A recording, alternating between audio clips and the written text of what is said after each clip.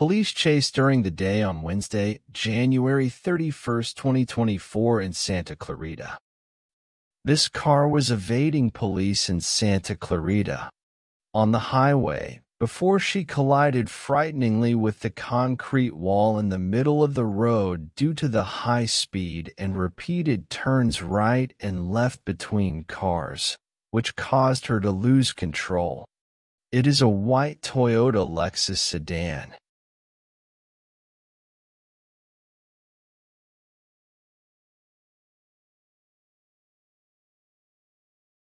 Some drivers stopped to help, but soon the police arrived and arrested the driver and passenger.